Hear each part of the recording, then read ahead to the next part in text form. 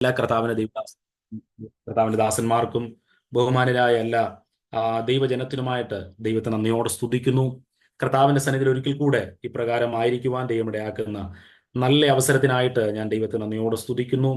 ദൈവസന്നിധിയിൽ കൊലോസ്യ ലേഖനവുമായിട്ട് ചില ഭാഗങ്ങൾ ഒരിക്കൽ കൂടെ നമുക്ക് ഒരുമിച്ച് ചിന്തിക്കുവാൻ ദൈവം ആമേൻ അവസരങ്ങളെ തരട്ടെ. സ്തോത്രം. ആമേൻ. പ്രാർത്ഥനയോടെ നമുക്ക് ദൈവസന്നിധിയിൽ കൊലോസ്യ ലേഖനത്തിലേക്ക് നമ്മുടെ ശ്രദ്ധയെ കൊണ്ടുവരാം. അതിന്റെ 3-ാമത്തെ അധ്യായം 18 മുതലുള്ള വാക്യങ്ങളാണ് ദൈവസന്നിധി നമ്മളൊന്ന് വായിച്ചത്. ഒരിക്കൽ കൂടെ 18, 19, 20 വാക്യങ്ങൾ ദൈവസന്നിധിയിൽ നമുക്ക് വായിക്കാം. ഭാര്യമാരെ, നിങ്ങളുടെ ഭർത്താക്കന്മാർക്ക് കർത്താവിന് ഉചിതമാകും വണ്ണം കീഴടങ്ങുവിൻ. ഭർത്താക്കന്മാരെ, നിങ്ങളുടെ ഭാര്യമാരെ സ്നേഹിക്കുവിൻ, അവരോട് കയ്പായിരിക്കുകയും അരുത്. മക്കളെ, നിങ്ങളുടെ അമ്മയപ്പന്മാരെ സകലത്തിലും അനുസരിപ്പീൻ, അത് കർത്താവിന്റെ ശിഷ്യന്മാരിൽ കണ്ടാൽ പ്രസാദകരമല്ലോ. പിതാക്കന്മാരെ, നിങ്ങളുടെ മക്കൾ അധൈര്യപ്പെടാതിരിക്കേണ്ടതിന് അവരെ കോപിപ്പിക്കരുത്. ദാസന്മാരെ, ജഡപ്രകാരമുള്ള യജമാനന്മാരെ സകലത്തിലും അനുസരിക്കുവിൻ, മനുഷ്യരെ പ്രസാദിപ്പിക്കുന്നവരെ പോലെ ദൃഷ്ടിസേവകളാലല്ല, കർത്താവിനെ ഭയപ്പെട്ടുകൊണ്ട് ഹൃദയത്തിന്റെ ഏകാഗ്രതയോടെ അത്ര അനുസരിക്കേണ്ടത്. നിങ്ങൾ ചെയ്യുന്നതൊക്കെയും മനുഷ്യർക്കെന്നല്ല, കർത്താവിനെന്ന പോലെ മനസ്സോടെ ചെയ്യുവിൻ. അവകാശം എന്ന പ്രതിഫലം കർത്താവ് തരുമെന്നറിഞ്ഞ് കർത്താവായ യേശുവിനെ സേവിക്കുവിൻ. അന്യായം ചെയ്യുന്നവൻ താൻ ചെയ്ത അന്യായത്തിനൊത്തവണ്ണം പ്രാപിക്കും, മുഖപക്ഷമില്ല. ആമേൻ. ദൈവം ധാരാളമായിട്ട് അനുഗ്രഹിക്കട്ടെ. സ്തോത്രം. കർത്താവിന്റെ ദാസൻ അപ്പോസ്തലനായ പൗലോസ് കൊലോസ്യ സഭയ്ക്ക് അല്ലെങ്കിൽ സഭകൾക്ക് വായിച്ചറിയുവാൻ വേണ്ടി ലേഖനം എഴുതിയപ്പോൾ അപ്പോസ്തലനായ പൗലോസ് ഇതുവരെയും പറഞ്ഞു വന്ന വേദഭാഗങ്ങൾ നിങ്ങൾക്ക് ഓർമ്മയിൽ കാണും. സ്തോത്രം. യേശുവിനെ കൂടുതൽ അനുഭവിച്ചറിയണം ആ സഭകളെന്ന് അവർ പൗലോസ് ആഗ്രഹിച്ചിരുന്നു. കാരണം ഞാനത് പലവട്ടം പറഞ്ഞത് ജസ്റ്റ് ഒരു 1-2 വാക്കുകളിൽ പറഞ്ഞാൽ, അന്നത്തെ കാലഘട്ടത്തിൽ ലോകത്തിന്റെ ജ്ഞാനത്തിലേക്കും ഫിലോസഫികളിലേക്കും ആളുകൾ അകപ്പെട്ടു പോയപ്പോൾ നിങ്ങൾ അറിയേണ്ട ആവശ്യമുണ്ട്. അത് മറ്റൊന്നുമല്ല, ക്രിസ്തുവിനെ തന്നെ നിങ്ങൾ ആഴത്തിൽ അറിയുക എന്ന ആ ദൈവിക ജ്ഞാനത്തിലേക്ക്, ദൈവിക സത്യത്തിലേക്ക് ജനത്തെ നയിക്കേണ്ടതിനായിട്ട് എഴുതിയ ഒരു ലേഖനമാണ് കൊലോസ്യ ലേഖനം. സ്തോത്രം. അതിനകത്തെ നമ്മുടെ കടമകൾ പറഞ്ഞു വരുന്ന വഴിയിൽ സ്തോത്രം 3-ാം അധ്യായത്തിന്റെ 12 മുതലുള്ള വാക്യങ്ങളിൽ 17 വരെയുള്ള വാക്യങ്ങളിൽ സഭയിൽ അല്ലെങ്കിൽ നമ്മുടെ ആത്മീക അന്തരീക്ഷത്തിൽ നമ്മൾ എപ്രകാരം നമ്മുടെ ജീവിതത്തെ കൈകാര്യം ചെയ്യണം, കർത്താവിന് പ്രസാദകരമായ ജീവിതം എങ്ങനെയാണ് എന്ന് അപ്പോസ്തലനായ പൗലോസ് പറഞ്ഞതിന് ശേഷം കേവലം സഭാന്തരീക്ഷത്തിലോ അല്ലെങ്കിൽ മറ്റുള്ളവരുടെ ഇടയിൽ മാത്രമല്ല, ആത്മീക ജീവിതത്തിന്റെ യഥാർത്ഥമായ യാത്ര സംഭവിക്കുന്നത് കുടുംബത്തിലും കൂടെയാണ്, അല്ലെങ്കിൽ കുടുംബത്തിലാണ് എന്ന് അപ്പോസ്തലനായ പൗലോസ് ഇവിടെ പറയുമ്പോൾ അത് മനസ്സിലാകുന്നുണ്ട്. സ്തോത്രം. കഴിഞ്ഞ ദിവസങ്ങളിൽ ഞാൻ പറഞ്ഞതുപോലെ ഒരുപക്ഷെ നമുക്ക് സഭയിൽ നമ്മുടെ വിശ്വാസത്തെ കപട വിശ്വാസം പോലെ അല്ലെങ്കിൽ അഭിനയിക്കുന്ന ഒരു ആത്മീകത നമുക്ക് ചെയ്യുവാൻ എളുപ്പമാണ്. സ്തോത്രം. എപ്പോഴും നമ്മളെ കാണാത്തവർ, എപ്പോഴും നമ്മളെ മനസ്സിലാക്കാത്തവർ, എപ്പോഴും നമ്മളെ അറിയാത്തവർ ഒക്കെ ആത്മീക യോഗത്തിൽ നമ്മൾ ഒരുമിച്ച് ഒരു കൂട്ടായ്മയിലായിരിക്കുമ്പോൾ യഥാർത്ഥമായ നമ്മുടെ ആത്മീകത എന്താണെന്നും നമ്മൾ എന്താണ് ഉദ്ദേശിക്കുന്നത് എന്നും നമ്മുടെ ഹൃദയത്തിൽ എന്ത് ഉദ്ദേശത്തോടു കൂടിയാണ് മറ്റുള്ളവരുമായി നമ്മൾ സഹകരിക്കുന്നതെന്നും ഒരുപക്ഷെ പെട്ടെന്ന് ആളുകൾക്ക് മനസ്സിലാകുവാൻ സാധ്യതയില്ല. സ്തോത്രം. എന്നാൽ ഒരു കുടുംബത്തിന്റെ പശ്ചാത്തലത്തിലേക്ക് വരുമ്പോൾ അത് ഒരിക്കലും അങ്ങനെയാകത്തില്ല. അധിക കാലം നമുക്ക് കാര്യങ്ങളെ മറച്ച് വീട്ടിൽ ജീവിക്കുവാൻ കഴിയത്തില്ല. സ്തോത്രം.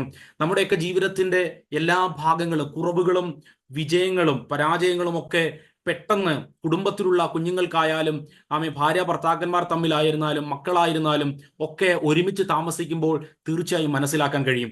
അവിടെയും ക്രിസ്തുവിന്റെ കടമകൾ, ദൈവത്തിന്റെ ആഗ്രഹങ്ങൾ നമ്മളെ കുറിച്ചുള്ളത് നിയമങ്ങളായി ദൈവത്തിന്റെ വചനത്തിൽ അപ്പോസ്തലനായ പൗലോസ് പറയുകയാണ്. കേവലം ചില നിയമങ്ങളായി പറയുകയല്ല, ആ നിയമങ്ങളിൽ കൂടെയൊക്കെ അല്ലെങ്കിൽ അങ്ങനെയൊക്കെ ജീവിക്കുന്ന സാഹചര്യത്തിൽ കൂടി നമുക്ക് കർത്താവിനെ കൂടുതൽ അറിയാനിടയായിത്തീരും. ഇത് ഒരു ഇന്ത്യൻ പീനൽ കോഡ് പോലെ അല്ലെങ്കിൽ ഒരു ഭരണഘടന പോലെ കുറച്ച് ഉപദേശങ്ങൾ അങ്ങ് പറഞ്ഞു പോകുവാൻ വേണ്ടി എഴുതിയ ഒരു വേദഭാഗമല്ല, പ്രത്യേകിച്ച് പുതിയ നിയമത്തിലെ ഉപദേശങ്ങൾ എന്ന് പറയുന്നത്. ആ എല്ലാ ഉപദേശങ്ങളും നമ്മൾ ഒരു വ്യക്തിയെ ആഴത്തിൽ മനസ്സിലാക്കുന്നതിനാണ്. സ്തോത്രം. ഒരു വ്യക്തിയെ നമ്മൾ കൂടുതൽ സ്നേഹിക്കാൻ ഇടയാകുന്നതിന് കാരണമാവുകയാണ്, നമ്മൾ ഇന്ന് പാടിയതുപോലെ. സ്തോത്രം. അതിനു വേണ്ടി തന്നെയാണ് സഭാന്തരീക്ഷം ദൈവം നമുക്ക് തന്നിരിക്കുന്നതും കുടുംബജീവിതത്തിലെ ബന്ധങ്ങളിലും കർത്താവ് നമ്മളെ ആക്കി വെച്ചിരിക്കുന്നത്. സ്തോത്രം. അതിന്റെ ആദ്യ ഭാഗം എന്ന വണ്ണം കഴിഞ്ഞ ദിവസങ്ങളിൽ നമുക്ക് സമയം ലഭിച്ചപ്പോൾ നമ്മൾ അല്പമായി ചിന്തിക്കാനിടയായി തീർന്നത് ഭാര്യമാരുടെ കടമകളെ പറ്റി അപ്പോസ്തലനായ പൗലോസ് പറയുന്നതാണ്. ഭാര്യമാരെ, നിങ്ങളുടെ ഭർത്താക്കന്മാർക്ക് കർത്താവിൽ ഉചിതമാവണ്ണം കീഴടങ്ങുവീൻ. സ്തോത്രം. ഈ ഭാഗത്തെക്കുറിച്ച് ഒത്തിരി പറവാനുണ്ടെങ്കിലും ഞാൻ അന്ന് ഒത്തിരി പറഞ്ഞോ ഇനി ആരെങ്കിലും ചിന്തിക്കുന്നുണ്ടെങ്കിൽ സ്തോത്രം, ആമേൻ, അത്രയും മതിയെന്ന് ഞാൻ അങ്ങ് ചിന്തിക്കുകയാണ്. സ്തോത്രം. കാരണം ഞാൻ അന്നത്തെ മെസ്സേജിൽ ആമേൻ ഭാര്യമാരുടെ കടമകളെ പറ്റി ഒത്തിരി പറഞ്ഞതായിട്ട് എനിക്ക് തോന്നുന്നു. സ്തോത്രം. അതുകൊണ്ട് ഞാൻ അതിനെപ്പറ്റി അധികം സംസാരിക്കാതെ ഞാൻ ഇന്ന് ഭർത്താക്കന്മാരുടെ കടമകളിലേക്കും താഴോട്ടുള്ള വേദഭാഗങ്ങളിലേക്കും പോകുവാനായി താല്പര്യപ്പെടുകയാണ്. ഒന്നുകൂടെ പറഞ്ഞു തുടങ്ങിയാൽ സ്തോത്രം, ദൈവത്തിന്റെ ആമേൻ ഉപദേശങ്ങൾ എന്ന് പറയുന്നത് ഏതെങ്കിലും ചില സംസ്കാരങ്ങൾക്ക് വേണ്ടിയോ ഏതെങ്കിലും ചില കൾച്ചറിന് വേണ്ടിയോ മാത്രം എഴുതിയ ഉപദേശങ്ങളാണെന്ന് ആമേൻ ആമേൻ പറയുന്ന ഈ കാലഘട്ടത്തിൽ അങ്ങനെയല്ല. ആമേൻ, ദൈവവചനം എല്ലാ കാലഘട്ടത്തിലും നിലനിൽക്കുന്നതാണ്, ഒരുപോലെയാണ്, അതിന് മാറ്റമില്ല. ആകാശത്തിന് മാറ്റം സംഭവിക്കാം. സ്തോത്രം. നമ്മുടെ സയൻസിന്റെ ആമേൻ അവരുടെ പഠിപ്പിക്കലുകൾക്ക് മാറ്റം സംഭവിക്കാം. ലോകത്തിലെ ആമേൻ മറ്റ് പല കാര്യങ്ങളും മാറ്റം സംഭവിക്കാം. ആമേൻ. പക്ഷേ മാറ്റമില്ലാത്ത ദൈവവചനത്തെ നമുക്ക് സംസ്കാരത്തിന്റെ അതിർവരമ്പുകൾ കൊണ്ടോ സംസ്കാരത്തിന്റെ ഏതെങ്കിലും ഉപദേശങ്ങൾ കൊണ്ടോ ഏതെങ്കിലും തത്വജ്ഞാനം കൊണ്ടോ ഏതെങ്കിലും വല്ലാത്ത ആമേൻ ഉപദേശങ്ങൾ ഇതിനിടയിൽ കയറി മിക്സ് ആകുന്നത് കൊണ്ടോ മാറ്റിവെക്കാൻ കഴിയത്തില്ല. ഭാര്യമാരോട് ദൈവം ആഗ്രഹിക്കുന്നതും ദൈവം ആക്കി വെച്ചതും അപ്രകാരമാണ്.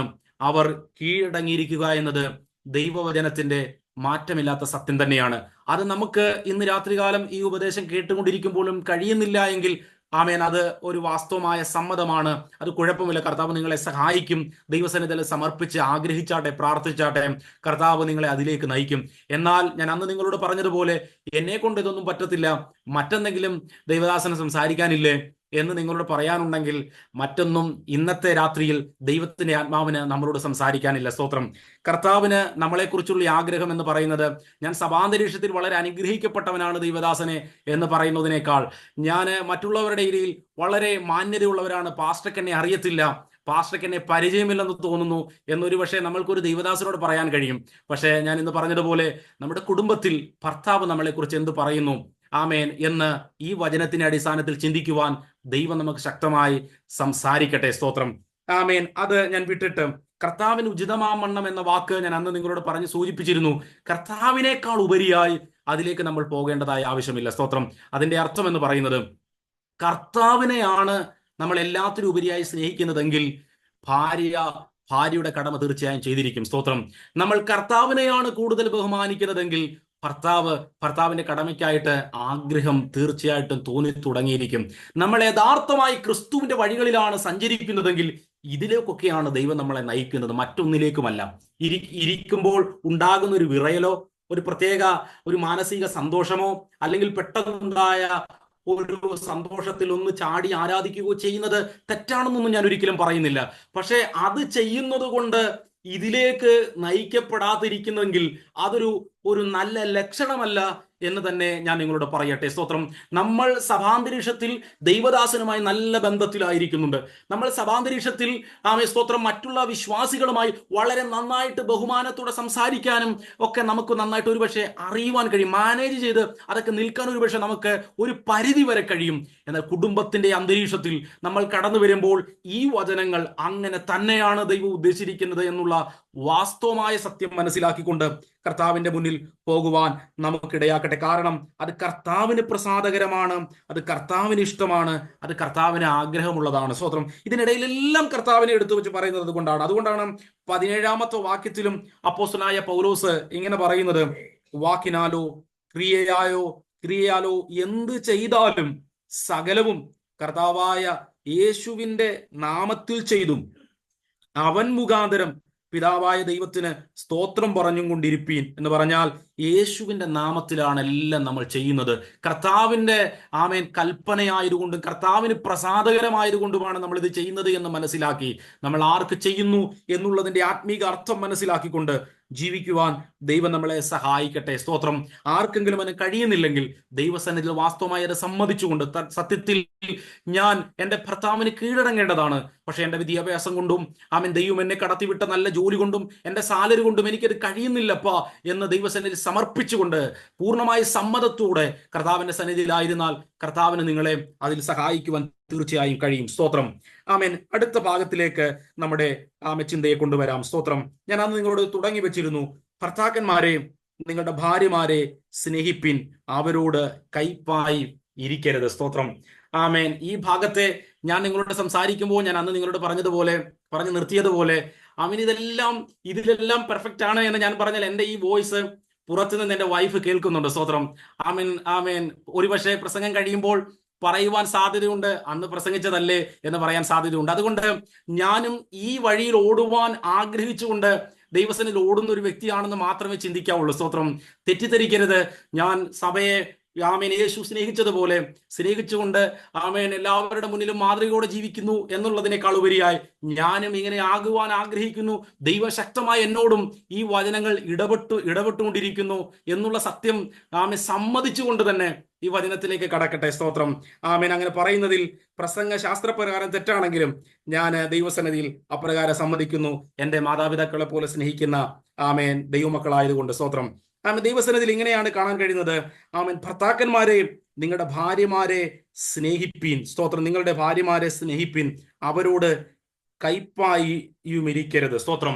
അതെ, നമുക്കിവിടെ മനസ്സിലാക്കാൻ കഴിയുന്നത്, ഞാൻ അന്ന് നിങ്ങളോട് പറഞ്ഞല്ലോ, ഭാര്യമാരോട് ഒറ്റ കാര്യമേ പറഞ്ഞുള്ളൂ, കീഴടങ്ങുവീൻ. സ്തോത്രം. അപ്പം അപ്പം ഇനിയിപ്പോൾ നമ്മളിത് ഒരുമിച്ച് കേൾക്കുന്നത് കൊണ്ട് ഇനി ഞാൻ അന്ന് പറഞ്ഞതുപോലെ അന്നത്തെ മെസ്സേജ് ഭാര്യമാരുടെ മെസ്സേജുകൾ ആമേൻ ഭർത്താക്കന്മാരായ അല്ലെങ്കിൽ സഹോദരങ്ങളെല്ലാം കേട്ടു. സ്തോത്രം. എന്ന് പറയുന്നത് പോലെ ഭർത്താക്കന്മാരുടെ കടമകൾ തീർച്ചയായും ഭാര്യമാരും കേൾക്കും. സ്തോത്രം. അപ്പോൾ നമ്മൾ ആരും ചിന്തിക്കരുത്, ഭർത്താക്കന്മാരുടെ കടമ പറഞ്ഞു, അപ്പൊ ഭാര്യമാരെല്ലാം കേട്ടായിരുന്നോ, ഇങ്ങനെയായിരുന്നു എന്ന് ഒരിക്കലും ഭാര്യമാർക്ക് പറയേണ്ട ഒരാവശ്യവുമില്ല. ദൈവപ്രകാരം ഭാര്യയുടെ കടമയും ഭർത്താവിന്റെ കടമയും ചെയ്യുക എന്നതാണ് ദൈവികമായ ദൗത്യവും ദൈവികമായ പ്രമാണവും. സ്തോത്രം. എന്ന് മനസ്സിലാക്കിക്കൊണ്ട് ഇനി അത് കേൾക്കാൻ വേണ്ടി അറിയാൻ വേണ്ടി ഇരിക്കുന്നതുകൊണ്ട് തെറ്റൊന്നുമില്ല. ഇനി ഒരുപക്ഷെ നിങ്ങൾക്കത് കേൾക്കണ്ട എന്നൊരാഗ്രഹം ഉണ്ടെങ്കിൽ പോയാലും എനിക്ക് വിഷമമൊന്നുമില്ല. സ്തോത്രം. ആമേൻ. എന്നാൽ തീർച്ചയായും ഭർത്താക്കന്മാർ അല്ലെങ്കിൽ വിവാഹം കഴിക്കാനുള്ള സ്തോത്രം സഹോദരങ്ങൾ ഇത് മനസ്സിലാക്കുന്നതിൽ തെറ്റില്ല. ഇതിനിടയിൽ ഞാൻ ഭാര്യമാരെയും ചേർത്ത് ചില കാര്യങ്ങൾ പറയുന്നതുകൊണ്ട് തീർച്ചയായും ഇരിക്കുന്നത് കൊണ്ട് തെറ്റുമില്ല എന്ന് ഞാൻ വിശ്വസിക്കുകയാണ്. സ്തോത്രം. ആമേൻ. ദൈവസന്നിധി നമുക്ക് പ്രാർത്ഥനയോടെ ദൈവസന്നിധിയിലായിരിക്കാം. സ്തോത്രം.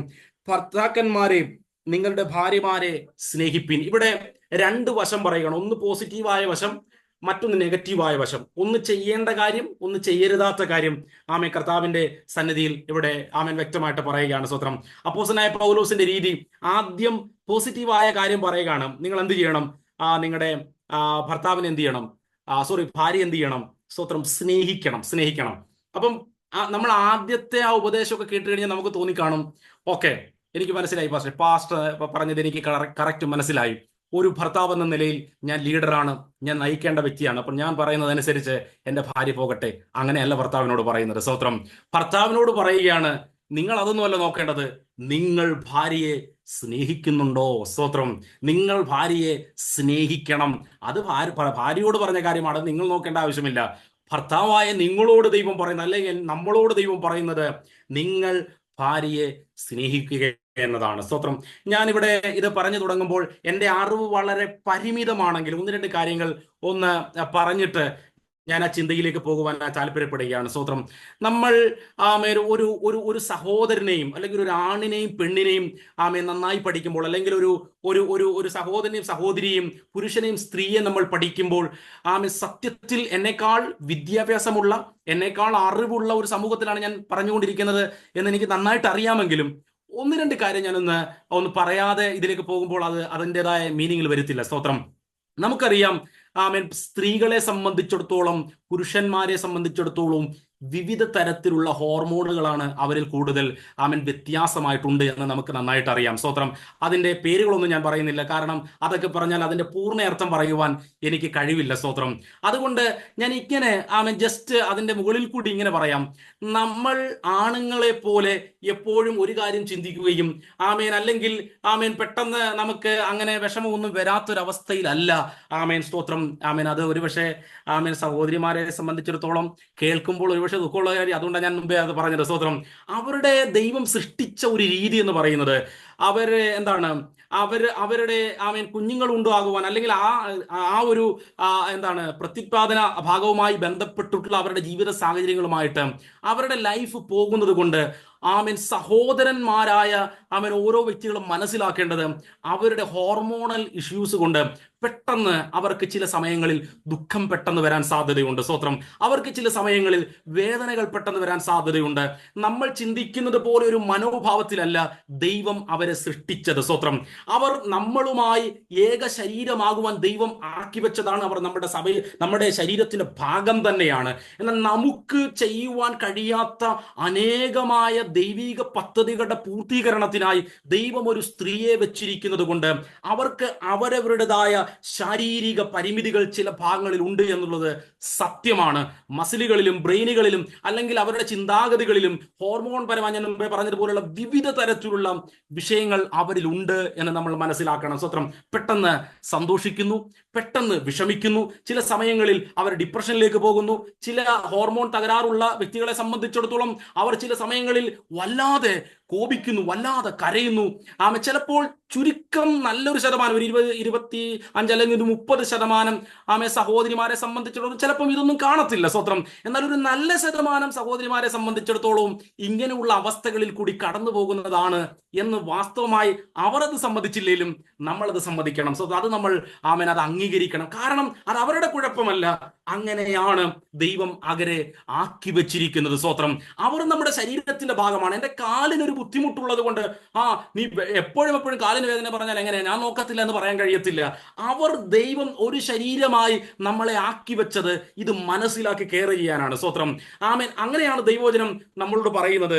ക്രിസ്തു സഭയെ സ്നേഹിച്ചതുപോലെ സ്തോത്രം ഭർത്താവ് ഭാര്യയെ സ്നേഹിക്കുക. സ്തോത്രം. സ്നേഹിക്കുക. ഞാനിപ്പോൾ പറഞ്ഞ ആ ഇൻട്രൊഡക്ഷൻ ഭാഗം ബാക്കി നിങ്ങൾ ഒരു സ്റ്റഡിക്കായി ജസ്റ്റ് ഗൂഗിളിൽ ഒന്ന് നോക്കിയാൽ മതി. സ്തോത്രം. ഭാര്യയും ഭർത്താവ് അല്ലെങ്കിൽ ആണും പെണ്ണും തമ്മിലുള്ള വ്യത്യാസങ്ങൾ, അവർ തമ്മിലുള്ള സൈക്കോളജിക്കൽ വ്യത്യാസങ്ങളൊക്കെ നമുക്ക് വ്യക്തമായി മനസ്സിലാക്കാൻ കഴിയും. ഞാൻ അതൊക്കെ കുറച്ചൊക്കെ എനിക്ക് ഞാൻ മനസ്സിലാക്കാൻ ശ്രമിച്ചു. അതെല്ലാം കൂടെ പറഞ്ഞാൽ ഇന്ന് വചനം പറയാൻ പറ്റത്തില്ല. സ്തോത്രം. അതുകൊണ്ട് ഞാൻ അത് വിട്ടിട്ട് ദൈവദിനത്തിലേക്ക് വരാം. സ്തോത്രം. ഈ മനോഭാവം നമ്മളൊന്ന് മനസ്സിലാക്കി വെച്ചുകൊണ്ട് നമ്മൾ സഹോദരിമാരെ സ്നേഹിക്കാൻ തുടങ്ങണം. സ്തോത്രം. കാരണം അത് മനസ്സിലാക്കാതെ പോയാൽ നമ്മൾ പലപ്പോഴും പാസ്റ്ററെ ഒരിക്കൽ എന്നോടൊരു വിശ്വാസി എന്നോട് പറഞ്ഞതാണ്, ഞാൻ ജോലിക്ക് പോകുമ്പോൾ സന്തോഷത്തോടെ എന്നെ പറഞ്ഞു വിടുന്നു. ഞാൻ ജോലി കഴിഞ്ഞ് വരുമ്പോഴേക്കും വളരെ ദേഷ്യത്തോടെ എനിക്ക് വീട്ടിൽ കയറാൻ താല്പര്യമില്ലാത്ത ഒരവസ്ഥയിലായിരിക്കുന്നു. അങ്ങനെയാണ് ഒരു നല്ല ശതമാനം ആളുകളും പ്രത്യേകിച്ച് അങ്ങനെയാണ് എന്നുള്ളൊരു വാസ്തവം മനസ്സിലാക്കണം. അത് നിങ്ങളുടെ ഭാര്യയ്ക്കോ അല്ലെങ്കിൽ അമ്മയ്ക്കോ അല്ലെങ്കിൽ സഹോദരിക്കോ വരുന്ന ഒരു കുഴപ്പം മാത്രമല്ല. പ്രത്യേകിച്ച് ഇന്നത്തെ കാലഘട്ടത്തിൽ ഒരു വല്ലാത്ത ഒരവസ്ഥയിലേക്ക് ആ ഭാഗം വല്ലാതെ പോകുന്നുണ്ട് എന്നൊരു ദൈവദാസൻ എന്ന നിലയിൽ ഞാൻ പറയാൻ കഴിയുന്നതിന്റെ പരിധിയിൽ നിന്നുകൊണ്ട് ഞാനത് പറയട്ടെ. സ്തോത്രം. സ്ത്രീജനം ബലഹീന പാത്രം എന്ന് പറയുമ്പോൾ ഞാൻ അപ്രകാരം വ്യാഖ്യാനിക്കുന്നില്ലെങ്കിലും ഈ ഭാഗം ഞാൻ മുമ്പേ പറഞ്ഞതുപോലെ അത് നമ്മുടെ കുടുംബ ജീവിതത്തിന്റെ നന്മയ്ക്കായി അവർ എടുക്കുന്ന റിസ്കിന്റെ ഭാഗമായിട്ടാണ്. സ്തോത്രം.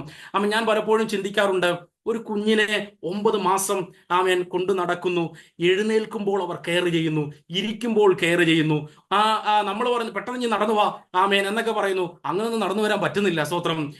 ഇനി ആ സമയത്ത് അവർ അനുഭവിക്കുന്ന മാനസിക സംഘർഷം, കാലിനും കൈക്കും ഉണ്ടാകുന്ന വേദനകൾ, നടുവിനുണ്ടാകുന്ന വേദനകൾ, ശരീരത്തിന്റെ ഓരോ എല്ലുകൾക്കും ഉണ്ടാകുന്ന വിഷയങ്ങൾ, ഇതൊക്കെ നമ്മൾ കണ്ടിട്ടും പലപ്പോഴും നമ്മൾ ഈ നമ്മുടെ സാധാരണ നമ്മൾ പഠിക്കുമ്പോൾ നമ്മുടെ എല്ലുകൾക്ക് കട്ടിയുള്ളതാണെന്ന് പറയുന്നത് പോലെ നമ്മുടെ മനസ്സിനും വലിയ കട്ടിയുള്ളതുപോലെ പലപ്പോഴും നമ്മൾ അവരോട് സംസാരിക്കാറുണ്ട്. എന്നാൽ ദൈവം അവരെ ഡീൽ ചെയ്യുവാൻ വെച്ചിരിക്കുന്ന ഒരു വഴി എന്ന് പറയുന്നത് സ്നേഹത്തിന്റെ മാർഗമാണ്. സ്വത്രം.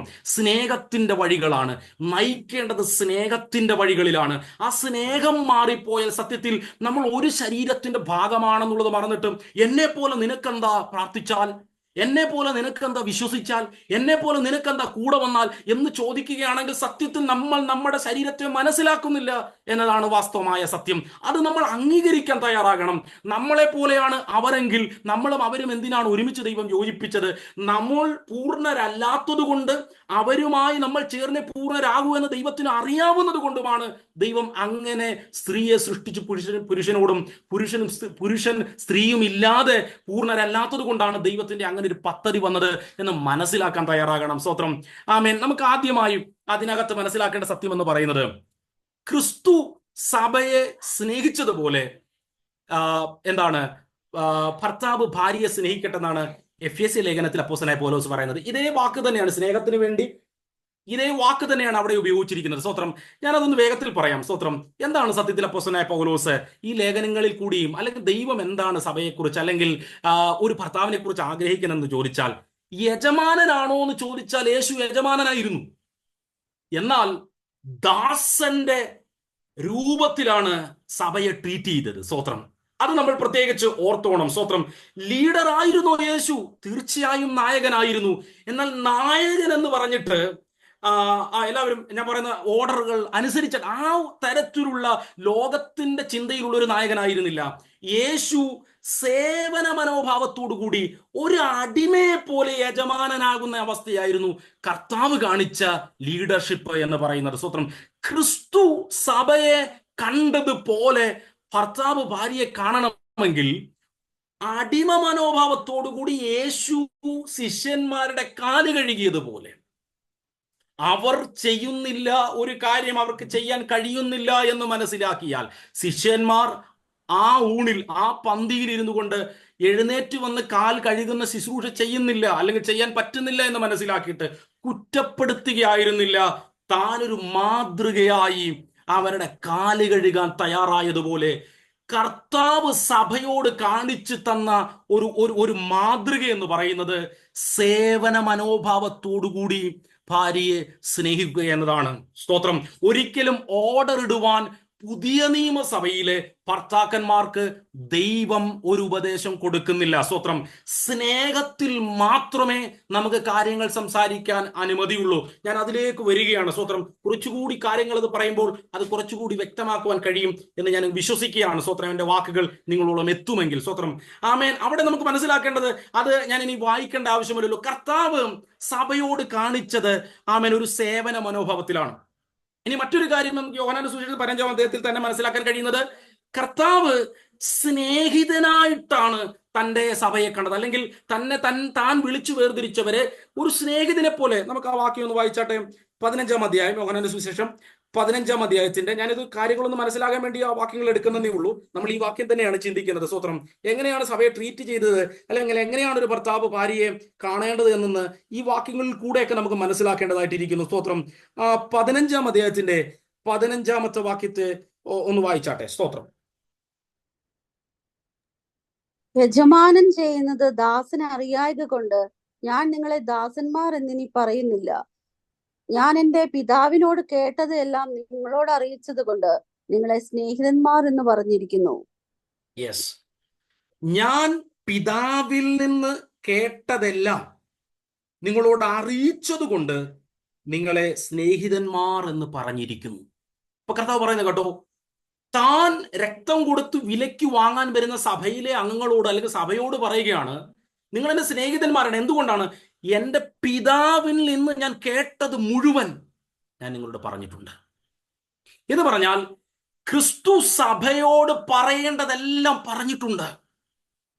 ഞാൻ അതിനെ എങ്ങനെയാണ് ഇതിലേക്ക് എടുക്കുന്നത് എന്ന് ചോദിച്ചാൽ, നമ്മൾ സഹോദരങ്ങൾ, ഒരു ആണിനെ സംബന്ധിച്ച്, ഒരു പുരുഷനെ സംബന്ധിച്ചിടത്തോളം എല്ലാം ഒന്നും പറയാൻ താല്പര്യമില്ല, അല്ലെ?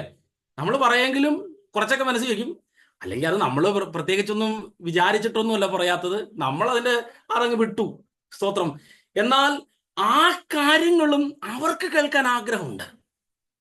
നമ്മൾ പിന്നീട് ചിലപ്പം പറഞ്ഞു വരുന്ന വഴിയിൽ വേറെ ആരോടെങ്കിലും പറയുമ്പോഴായിരിക്കും അവരറിയുന്നത് അത് നമ്മളെ പോലുള്ളവരുടെ ഒരു മഹാ വേണമെങ്കിൽ അങ്ങനെ പറയാം, മണ്ടത്തരമാണെന്ന് പറയാം. സ്തോത്രം. അങ്ങനെ ചെയ്യരുത്. കർത്താവോട് പറയുന്നത്, പിതാവിൽ നിന്ന് കേട്ടത് മുഴുവൻ ഞാൻ നിങ്ങളോട് അറിയിച്ചത് കൊണ്ട് നിങ്ങൾ എന്റെ സ്നേഹം, നിങ്ങളിൽ നിന്ന് നിങ്ങളുടെ ഭാര്യ അറിയണം. സ്തോത്രം. പിതാവിൽ നിന്ന് കേട്ടത് മുഴുവൻ ദൈവം ആർക്ക് കൊടുത്തു? വേറെ ആർക്കെങ്കിലും കൊടുക്കുക? യഹൂദന്മാരെ അല്ലെങ്കിൽ രക്ഷിക്കപ്പെടാത്തവർ കൊടുക്കുകയല്ല, സഭയ്ക്ക് അറിയിച്ചു.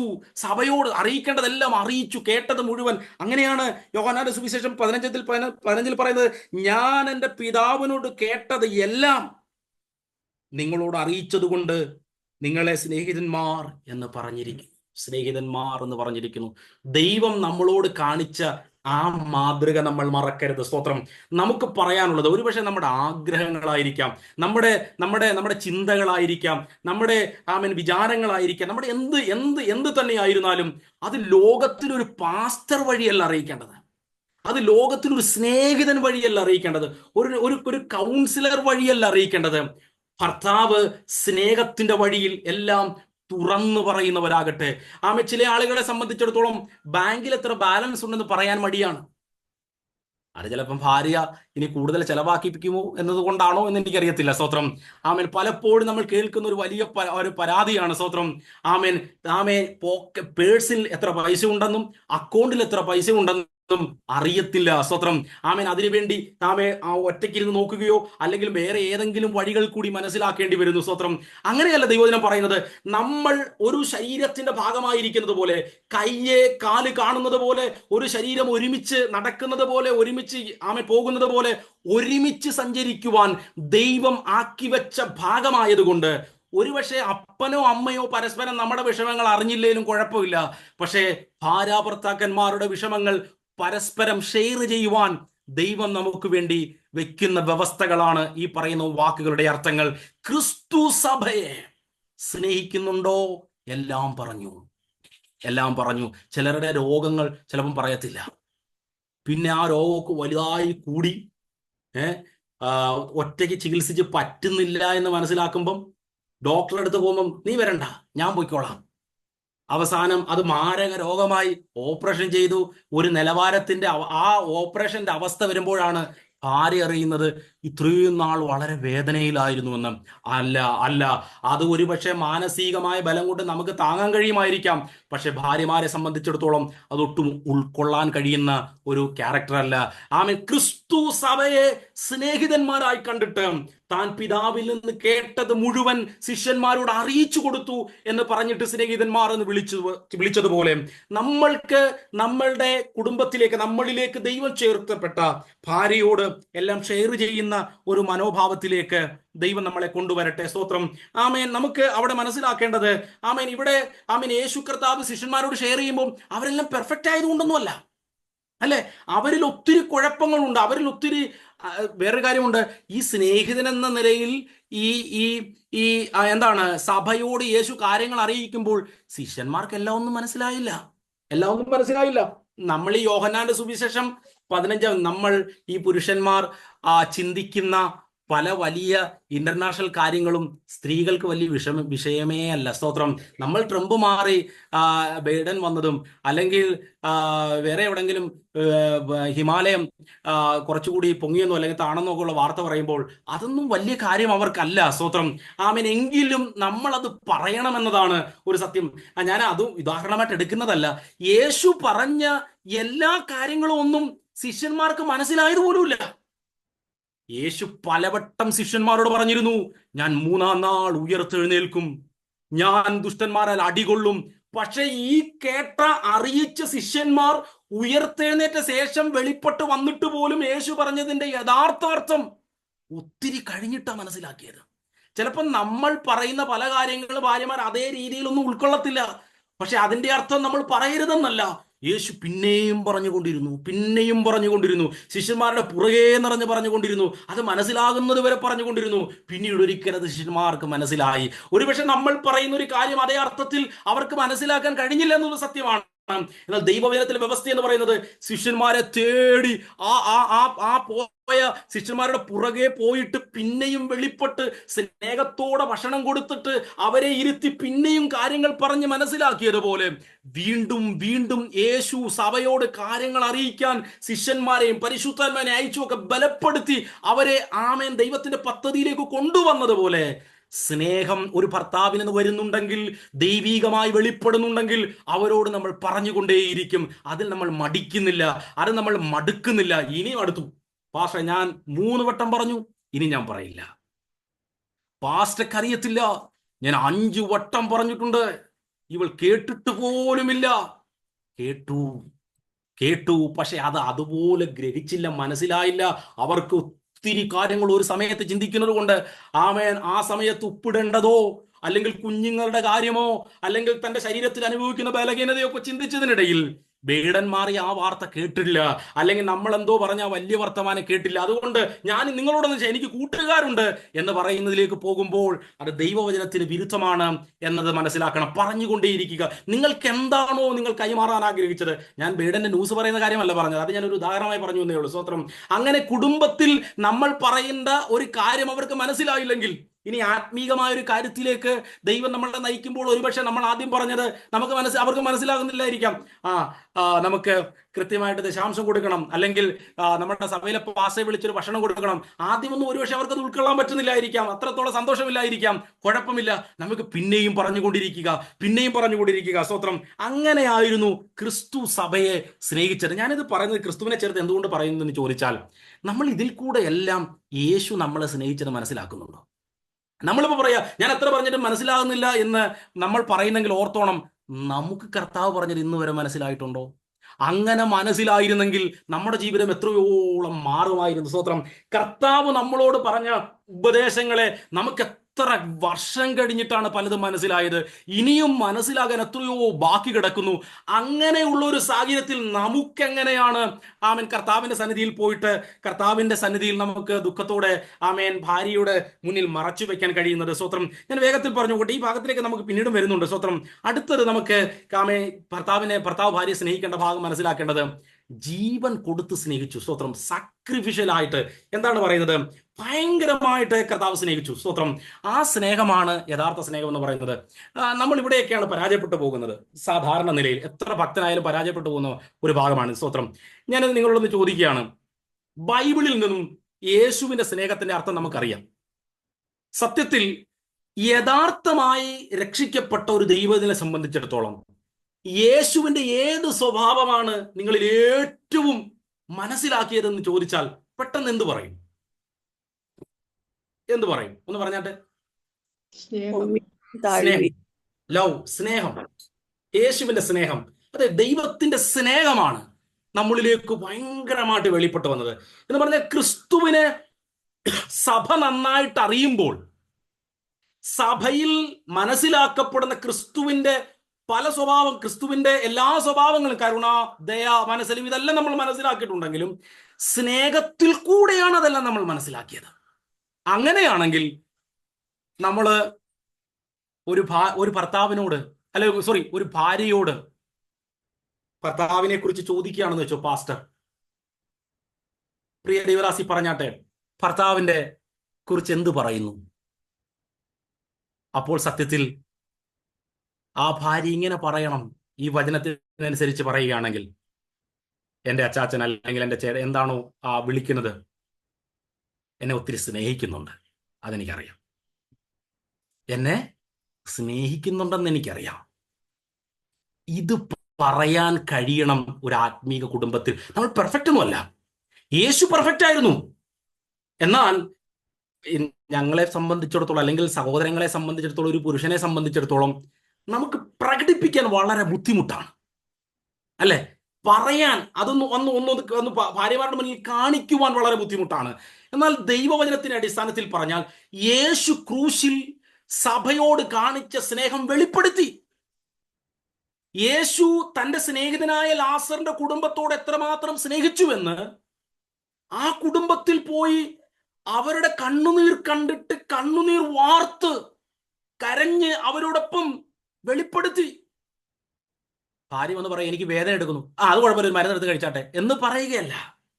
ആ മരുന്നില്ലെങ്കിലും ആ വേദന മാറും, ഉറപ്പായിട്ടും മാറും. കുഴപ്പമില്ല, എവിടെയാ വേദന? ഞാൻ അല്പം വെള്ളം ചൂടാക്കിക്കൊണ്ട് വരാം, നീ ഇരിക്കേ. ഒന്ന് പറഞ്ഞു നോക്കിയേ. അന്ന് ഗുളിക പെയിൻ കില്ലർ എടുക്കേണ്ടി വരില്ല. അന്ന് ഒരു വഴക്കിലേക്ക് പ്രോബ്ലം പോവുകയില്ല. അന്ന് മൂഡ് സ്വിങ്സിലേക്ക് അന്നൊരു വല്ലാത്ത അവസ്ഥയിലേക്ക് മാറുകയില്ല. അവരുടെ ലൈഫിൽ ഒരു ചേഞ്ച് ഉണ്ടാവുകയില്ല. പെട്ടെന്ന് തന്നെ എന്തോ വലിയതായി വന്ന ആ കാർമേഘം പെട്ടെന്ന് ആ ഒരു നല്ല ഒരു തണുപ്പുള്ള അവസരങ്ങൾ മാറുന്നത് പോലെ മാറും. ഈ ക്രിസ്തു പഠിപ്പിച്ച ഉപദേശങ്ങളിലേക്ക് നമ്മൾ വന്നാൽ സാക്രിഫിഷ്യൽ ലവ്. സ്തോത്രം. ആമേൻ. കർത്താവ് നമ്മളോട് കാണിച്ച ആ സ്നേഹത്തിന്റെ ഞാൻ അതിലേക്കാണ് ഇന്ന് വരുന്നത് കേട്ടോ. സ്തോത്രം. സമയമുണ്ടെങ്കിൽ ഞാൻ അതിലേക്കാണ് പറഞ്ഞ് അവസാനിപ്പിക്കാനായിട്ട് പോകുന്നത്. ഇത് തീർന്നിട്ടില്ല. സ്തോത്രം.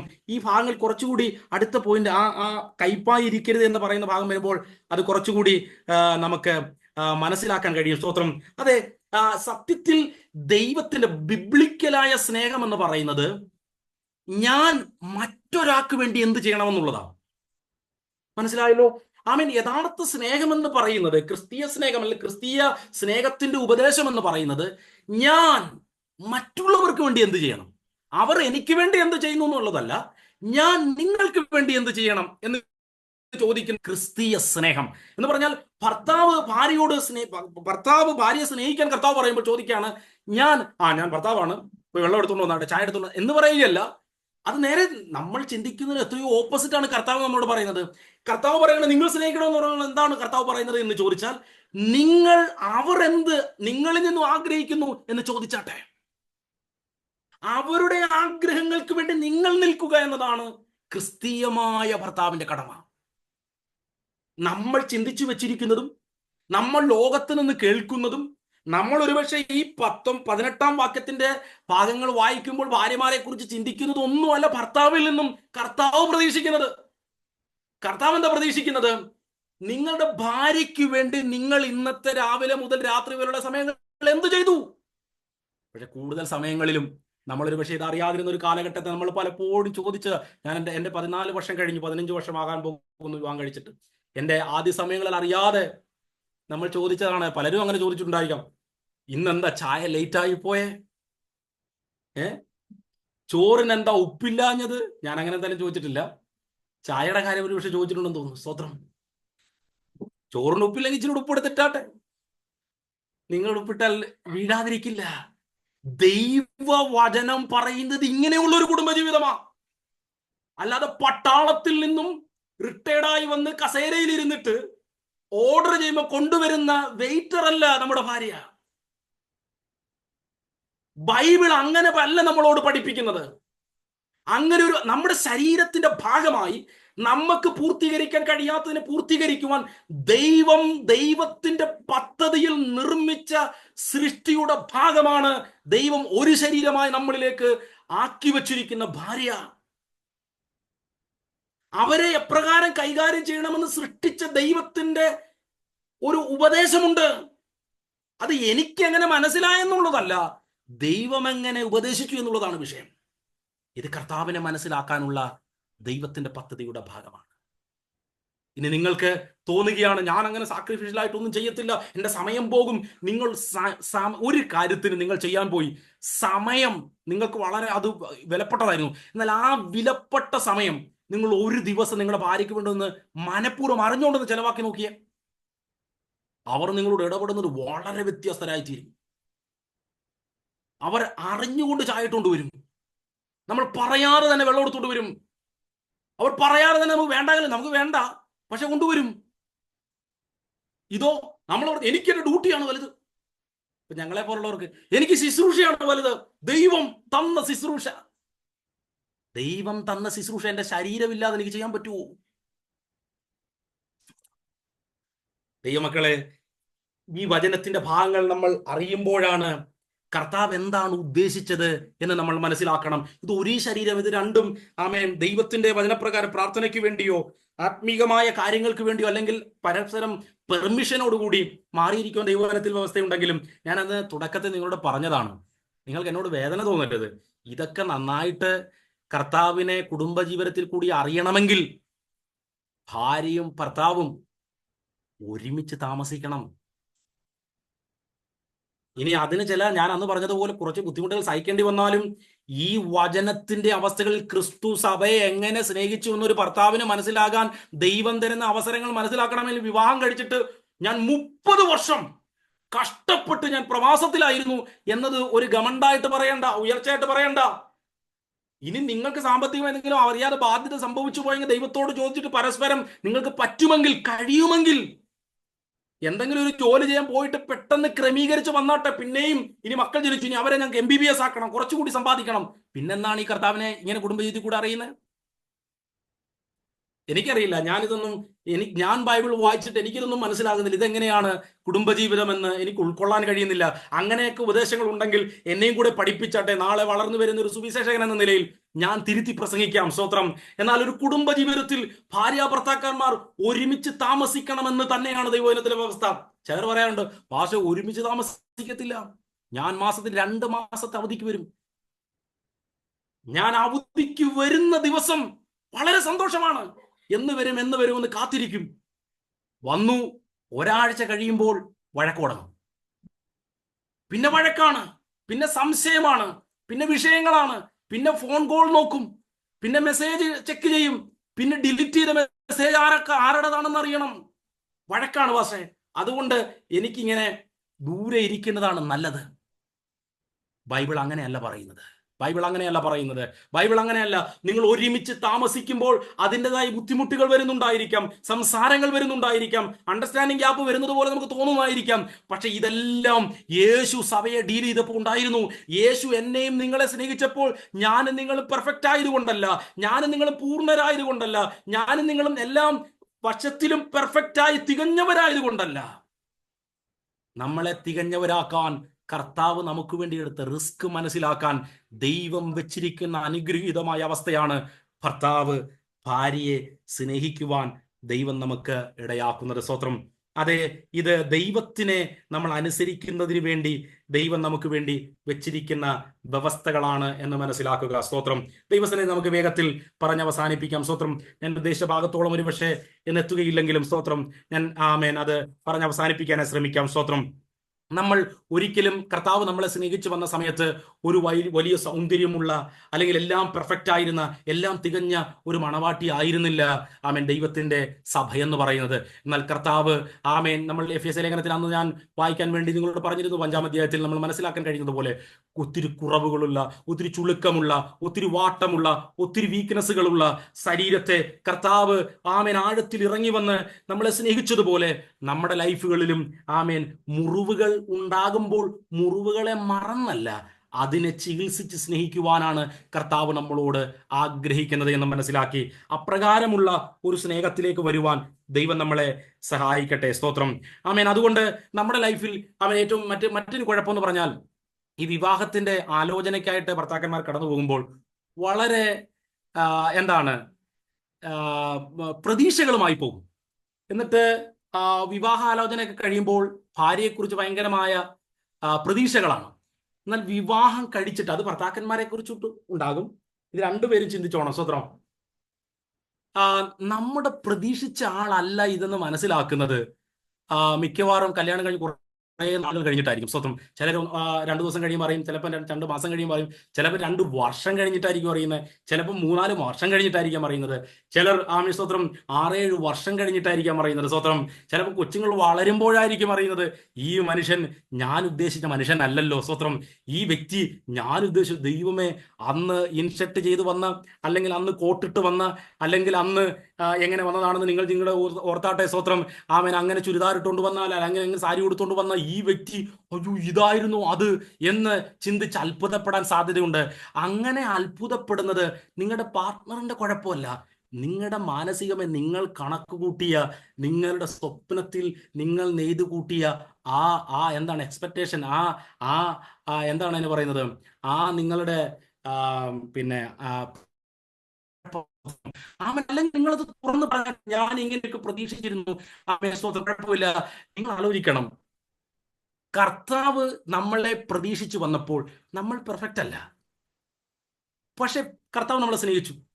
ഇനി നമ്മൾ ഒരു ഭാര്യയോ ഭർത്താവോ പരസ്പരം ചിന്തിച്ചു, ഞാൻ പ്രതീക്ഷിച്ചതുപോലെ ഒരു ഭാര്യയല്ല പാഷ എനിക്ക് കിട്ടിയത്, ഞാൻ പ്രതീക്ഷിച്ചതുപോലെ ഒരു ഭർത്താവിനെ അല്ല പാഷ എനിക്ക് കിട്ടിയത്, ഇങ്ങനെ ഒരു ഭർത്താവിനെ ഞാൻ പ്രതീക്ഷിച്ചില്ല പാഷ എന്ന് നമ്മൾ പറയുമ്പോൾ നമ്മൾ ശ്രദ്ധിച്ചോണം, നമ്മുടെ ഭാര്യ പെർഫെക്റ്റ് അല്ല, നമ്മളും പെർഫെക്റ്റ് അല്ല. മനസ്സിലായല്ലോ? നമ്മുടെ ഭർത്താവ് പെർഫെക്റ്റ് അല്ല, പൂർണ്ണനല്ല, നമ്മളും അല്ല. പക്ഷെ പൂർണ്ണനായവൻ, പെർഫെക്റ്റ് അല്ലാത്ത എനിക്കും നിങ്ങൾക്ക് വേണ്ടി ജീവൻ തന്ന് സ്നേഹിച്ചത് മനസ്സിലാക്കാനുള്ള ഒരു നല്ല അവസരമാണ്. നിങ്ങളുടെ പ്രതീക്ഷയല്ലാത്തൊരു വ്യക്തിയെ നിങ്ങൾ ഉൾക്കൊള്ളാൻ തയ്യാറാകുന്നത്. കാരണം ഞാൻ എപ്പോഴും കൊലോസ്യ ലേഖനത്തിൽ പറഞ്ഞതുപോലെ, ശത്രുതാ മനോഭാവത്തിലായിരുന്ന എന്നെയും നിങ്ങളെയും ക്രിസ്തു മിത്രമാക്കിയത് കർത്താവിടുത്തെ റിസ്ക് ആണ്. സ്തോത്രം. റോമാലേഖനത്തിലും മറ്റു പല പല പുസ്തകങ്ങളിൽ നമുക്ക് കാണാൻ കഴിയുന്നുണ്ടല്ലോ, ക്രിസ്തുവോ നാം പാപിയായിരിക്കുമ്പോൾ തന്നെ നമുക്ക് വേണ്ടി മരിക്കയിൽ കർത്താവിന് നമ്മളോടുള്ള സ്നേഹത്തെ അവൻ പ്രദർശിപ്പിച്ചു. അതുകൊണ്ട് കർത്താവിന് നമ്മളോട് കാണിച്ച സ്നേഹത്തെ പ്രദർശിപ്പിച്ച കർത്താവിന്റെ കാൽവറിയിലെ സാക്രിഫിഷ്യൽ ലവ് മനസ്സിലാക്കിക്കൊണ്ട് ഭാര്യമാരോട് ആമേൻ ജീവിക്കുവാൻ ദൈവം നമ്മളെ സഹായിക്കട്ടെ. ഈ ഭാഗം ഒന്ന് പറഞ്ഞ് കൺക്ലൂഡ് ചെയ്യണമെങ്കിൽ അതിന്റെ രണ്ടാം ഭാഗം കൂടെ പറയണം. ഞാനത് വേഗത്തിൽ 1-2 കാര്യം പറഞ്ഞിട്ട് വേഗത്തിൽ ഞാൻ അവസാനിപ്പിക്കാനാണ് താല്പര്യപ്പെടുന്ന. സമയം പെട്ടെന്ന് ഓടിപ്പോയി. സ്തോത്രം. നിങ്ങൾ കേട്ടിരുന്നപ്പോൾ ഒത്തിരി സമയം പോയി കാണും. പക്ഷെ ഞാൻ പ്രസംഗിക്കുന്നത് കൊണ്ട് പെട്ടെന്ന് പോയതുപോലെ തോന്നി. സ്തോത്രം. ആമേൻ.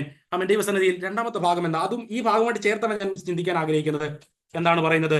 അവരോട് കയ്പായിരിക്കരുത്. അതൊന്ന് ശ്രദ്ധിച്ചാൽ ഞാൻ ആദ്യം പറഞ്ഞ പോയിന്റുമായിട്ട് കണക്ട് ചെയ്യാൻ നമുക്ക് കഴിയും. എന്ന് പറഞ്ഞാൽ, ഒരു പക്ഷേ നമ്മുടെ ഭാര്യ ദൈവവചന പ്രകാരമോ അല്ലെങ്കിൽ സത്യത്തിൽ നമുക്ക് മനസ്സിലാകുന്ന രീതിയിലോ ഒരു തെറ്റ് സംഭവിച്ചു. തിരുത്തേണ്ട ഒരു ആവശ്യം വരുന്നു. ഭാര്യയെ തിരുത്തേണ്ട ഒരു ആവശ്യം വരുന്നു. പ്രത്യേകിച്ച് തിരുത്തേണ്ട ഒരു ആവശ്യം വരുന്നു. അവർ തെറ്റ് ചെയ്തു. അപ്പോൾ എന്താണ് ദൈവിക മനോഭാവം എന്ന് പറയുന്നത്? ക്രിസ്തു സഭയോട് എങ്ങനെയാണ് ചെയ്തത്? ശിക്ഷണ നടപടികളിൽ കൂടി നടത്തി എന്നത് നമുക്ക് മനസ്സിലാകുന്നുണ്ട്. എന്നാൽ ഭർത്താവിൻ്റെയും ഭാര്യയുടെയുമായ റിലേഷൻ വരുമ്പോൾ ഈ വാക്ക് അവിടെ ചേർത്തു വെച്ചിട്ട് കർത്താവ് നമ്മളോട് പറയുന്നത് എന്താണെന്ന് അറിയാമോ? മക്കളെ ശിക്ഷിച്ച് ആ രീതിയിൽ വളർത്തുവാൻ ദൈവവചനത്തിൽ ഉപദേശമുണ്ടെങ്കിലും ഭാര്യയോട് നമ്മളെ തിരുത്തുമ്പോൾ അവരോട് കയ്പായിരുന്നു കൊണ്ട്, അത് ഞാൻ പറയുന്നത് നിങ്ങളോളം എത്തുന്നുണ്ടോ അല്ലെങ്കിൽ എനിക്കത് പറയാൻ കഴിയുന്നുണ്ടോ എന്ന് എനിക്കറിയത്തില്ല. ഞാൻ ഉദ്ദേശിച്ചത് ഇതാണ്: അവരെ തിരുത്തുവാൻ നമുക്ക് കഴിയും സ്നേഹത്തിന്റെ വഴിയിൽ മാത്രം. ശിക്ഷണ നടപടികളിൽ കൂടിയോ ക്രിസ്തു സഭയെ ട്രീറ്റ് ചെയ്ത സ്വന്തം മക്കളായിരിക്കുമ്പോൾ നമ്മൾ മക്കളോട് കാണിക്കുന്ന ഒരു ഉപദേശം ഉണ്ടല്ലോ, നീഞ്ഞുപടാ, നീ എന്താ അങ്ങനെ ചെയ്തത്, നീ അങ്ങനെ ചെയ്യാമോടി എന്ന് നമ്മൾ ചോദിക്കത്തില്ലേ? ആ മനോഭാവത്തിൽ ചെയ്യുവാൻ ഭർത്താവിന് ഭാര്യയുടെ മേൽ അധികാരം വചനം കൊടുക്കാത്ത ഒരു വചനം കൂടിയാണ് ഈ പറയുന്ന വാക്ക്. അവരോട് കയ്പായി സംസാരിക്കാൻ ബൈബിളിൽ ദൈവം വ്യവസ്ഥ തരുന്നില്ല. തിരുത്തുമ്പോഴും സ്നേഹത്തിൽ മാത്രമേ ഉള്ളൂ. ഞാൻ യജമാനനാണ്, നീ എന്താണ് അങ്ങനെ ചെയ്തത്, അങ്ങനെ ചോദിക്കാൻ പറ്റത്തില്ല. സ്നേഹത്തിൽ കയ്പായി ഒരു വാക്ക്. അപ്പൊ നമ്മൾ പറയും, ഞാൻ 2-3 വട്ടം അങ്ങനെ പറഞ്ഞു പക്ഷേ 3-ാമത്തെ വട്ടം ഞാൻ പറ്റത്തില്ല. അങ്ങനെ ഒരു ഉപദേശം പുതിയ നിയമത്തിലില്ല. നിങ്ങൾക്ക് സ്നേഹത്തോടെ പറഞ്ഞുകൊണ്ടിരിക്കുകയല്ല, അത് ഓപ്ഷൻ ഇല്ല വേറെ. സ്നേഹത്തോടെ 3-ാമത്തെ വട്ടം പറയുക, 4-ാമത്തെ വട്ടവും സ്നേഹത്തോടെ പറയുക, 5-ാമത്തെ വട്ടവും സ്നേഹത്തോടെ പറയുക. അപ്പോഴും മനസ്സിലാക്കില്ലോ പക്ഷേ 6-ാമത്തെ വട്ടവും സ്നേഹത്തോടെ പറയുക. അല്ലാതെ വേറെ ഓപ്ഷൻ ഇല്ല. എന്ന് പറഞ്ഞാൽ കയ്പായി സംസാരിക്കുവാൻ ദൈവം അനുവദിക്കാത്ത ഒരു ക്ലോസ് ആണ് സ്നേഹവുമായി ചേർത്ത് വെച്ച് നെഗറ്റീവായിട്ട് ഇവിടെ പറയുന്നത്. സ്തോത്രം. എന്ന് പറഞ്ഞാൽ ഒരു ഹിൻഡ്രൻസ് ഉണ്ടാക്കുന്ന, ഒരു തടസ്സം ഉണ്ടാക്കുന്ന ഒരു കാര്യത്തെ നമുക്ക് ഹാർഷായി, ആ വാക്ക് തന്നെയാണ് അവിടെ ബിറ്റർ എന്ന വാക്കിന് വേണ്ടി ഉപയോഗിച്ചിരിക്കുന്ന ആ വാക്കും കൂടിയാണ്. ഹാർഷായി നമുക്ക് സംസാരിക്കാൻ പറ്റത്തില്ല, ട്രീറ്റ് ചെയ്യാൻ പറ്റത്തില്ല. അവരെ കൊച്ചാക്കി, ഞാൻ നിങ്ങളോട് പറഞ്ഞല്ലോ, കൊച്ചാക്കുന്നത് പോലെ പറയാൻ പറ്റും. അവർ നമ്മളുടെ ശരീരത്തിന്റെ ഭാഗമാ. അവരില്ലെങ്കിൽ നമ്മൾ പൂർണ്ണരല്ല. ഓക്കെ, അവർ നിങ്ങളോട് പറയുന്നത് അത് പെർഫെക്റ്റ് അല്ല എന്ന് നമ്മൾ പറയുന്നു. ഞാൻ മുമ്പ് പറഞ്ഞല്ലോ, അവരില്ലാതെ നമ്മളും പെർഫെക്റ്റ് അല്ല. അപ്പോൾ അവർ പറയുകയാണ്, ഇനി ഞാൻ അങ്ങ് ജീവിച്ചോളാം എന്ന് പറഞ്ഞാൽ നമുക്കും പറ്റത്തില്ല എന്ന് പറയുന്നത് പോലെ ഒരിക്കലും സ്നേഹത്തിന്റെ വഴികളിലല്ലാതെ തിരുത്തലുകൾ ഭർത്താവിന് ദൈവവചനം അനുവദിക്കുന്നില്ല. നമ്മൾ അവരെ ശിക്ഷിക്കുവാനോ ഉറച്ചു സംസാരിച്ച് വഴക്ക് പറയുവാനോ അല്ലെങ്കിൽ അവരെ നമ്മൾ മക്കളോട് ചെയ്യുവാൻ ദൈവം നമ്മളോട് തരുന്ന ഉപദേശങ്ങൾ പോലെ അവരെ തിരുത്തുവാൻ ദൈവവചനം അനുവദിക്കാത്തൊരു വാക്കാണ് അവരോട് ഈ പറയുന്ന വാക്ക്, അവരോട് കയ്പായിരിക്കരുത്. അപ്പൊ നിങ്ങളൊന്ന് നോക്കിയേ, എത്രത്തോളം ക്ഷമ വേണം ഈ സ്നേഹത്തിന്. അത്രത്തോളം യേശു നമ്മളോട് ക്ഷമിച്ചു.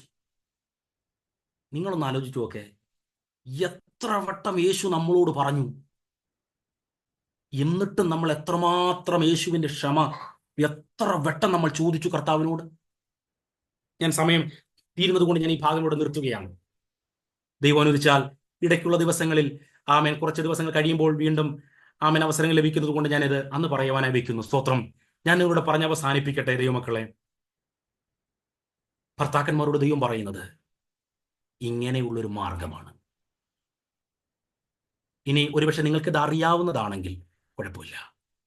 അറിയാൻ വയ്യാതിരുന്നതാണെങ്കിൽ നിങ്ങൾ ഇത്രയും നാൾ ഇടപെട്ട ഇടപാടുകൾ തെറ്റാണെന്ന് സമ്മതിക്കാനെങ്കിലും അന്ന് തയ്യാറാകണം. അവിടെ കൊണ്ട് തുടങ്ങണം. നമ്മൾ ട്രീറ്റ് ചെയ്തത് ദൈവത്തിന്റെ ഹിതപ്രകാരമല്ലെങ്കിൽ ഇതുവരെയും ദൈവത്തിനെതിരെ നമ്മൾ പ്രവർത്തിക്കുകയായിരുന്നു. എന്താണ് ഈ ചായ 10 മിനിറ്റ് ലേറ്റ് ആയതും അങ്ങനെയൊന്നും ചോദിക്കാൻ ബൈബിളിൽ അവസ്ഥയില്ല. അവർ നമ്മുടെ ശരീരത്തിന്റെ ഭാഗമാണ്. എടുത്തു പോയി എടുത്തുകൊണ്ട് വന്നാട്ടെ, പറ്റുന്നില്ലെങ്കിൽ ലേറ്റ് ആയെങ്കിൽ എഴുന്നേറ്റ് പോയി എടുത്തുകൊണ്ട് വന്നാട്ടെ, അല്ലെങ്കിൽ ഇട്ട് കുടിച്ചാട്ടെ. നമ്മളാരാ ഓർഡർ ചെയ്യാൻ? ഇത് നമ്മുടെ ശരീരത്തിന്റെ ഭാഗമാണ്. എൻ്റെ കൈ എങ്ങനെയാണ് കാലിന്റെ ബലഹീനത മനസ്സിലാക്കുക. അതെ, എൻ്റെ കൈ ഓക്കെയാണ്, അങ്ങ് നടന്നു പോയിട്ടെന്ന് പറയുന്നേ. ഇത് ഒരു ശരീരമാകുന്ന ബന്ധമാണ്. കർത്താവിനെ മനസ്സിലാക്കാൻ കർത്താവ് പറഞ്ഞു, പിതാവ് എന്നിലും ഞാനും പിതാവിലുമായിരിക്കുന്നത് പോലെ നമ്മൾ ഒന്നാകേണ്ടതിന് എന്നൊക്കെ പറഞ്ഞതുപോലെ അഭേദ്യമായ ആഴത്തിലുള്ള ബന്ധത്തിലേക്ക് ദൈവം കൊണ്ടുവന്ന കുടുംബ ബന്ധങ്ങൾ ഇന്ന് ഡൈവോഴ്സിന്റെ വക്കിലേക്ക് എത്തപ്പെടുന്നതിന്റെ ഒരു വലിയ കാരണമെന്ന് പറയുന്നത് യജമാനനായി ഭർത്താക്കന്മാർ നിൽക്കുന്നതാണ്. അല്ല, അവർ നമ്മുടെ ശരീരത്തിന്റെ ഭാഗമാണ്. നമ്മളാരും നമ്മുടെ നെഞ്ചത്തിടിക്കൂ ബോധമുള്ളവരാരെങ്കിലും ഇല്ല. അങ്ങനെ ചെയ്യാൻ പാടില്ല. നമ്മൾ ആരെങ്കിലും നമ്മളോട് തന്നെ ചൂടാവുമോ? ബോധം നോർമലിലാണെങ്കിൽ നമ്മളങ്ങ് ചെയ്യൂ? ഇല്ല. അങ്ങനെയാണെങ്കിൽ നമ്മൾ എങ്ങനെയാണ് അവരെ വേദനിപ്പിച്ച് സംസാരിപ്പിക്കാൻ? പറ്റത്തില്ല. വ്യവസ്ഥയില്ല. ബൈബിളിൽ അത് നമ്മളെ അനുവദിക്കുന്നില്ല. ഈ വചനം ഇതിനോട് ക്ലോസ് ആയി പൗലോസ് ചേർത്ത് വെക്കുന്നത് അതാണ്. സ്നേഹിക്കണം, കയ്പായി ഇരിക്കരുത്. സ്നേഹം കയ്പായി ഇരിക്കാതുള്ളതാ. ദൈവസന്നിധിയിൽ ഈ വചനങ്ങളിലേക്ക് പൂർണ്ണമായി എനിക്ക് പറയുവാൻ കഴിഞ്ഞില്ലെങ്കിലും മനസ്സിലാക്കിയതുപോലെ നമ്മുടെ ലൈഫിൽ ചേഞ്ച് കൊണ്ടുവരുവാൻ ദൈവത്തിന്റെ ആത്മാവ് ആഗ്രഹിക്കുന്നത് കൊണ്ട് ഈ വചനങ്ങളിലേക്കാണ് കർത്താവ് നമ്മളെ നയിക്കുന്നത് എന്നുള്ള സത്യം മനസ്സിലാക്കി യേശുവിനെ കുടുംബ ബന്ധങ്ങളിൽ കൂടി കൂടുതൽ അറിയുവാൻ ദൈവം നമ്മളെ ഒരുമിച്ച്, എന്നെയും നിങ്ങളെയും ഒരുമിച്ച് സഹായിച്ചുകൊണ്ട് യേശുവിനെ കൂടുതൽ അതിൽ വഴി സ്നേഹിക്കുവാൻ ദൈവം നമ്മളെ ഇടയാക്കട്ടെ എന്നുള്ള ആത്മാർത്ഥമായ പ്രാർത്ഥനയോടെ ദൈവസന്നിധിയിൽ നിർത്തുന്നു. കർത്താവിന്റെ ദാസന്റെ യാത്രയും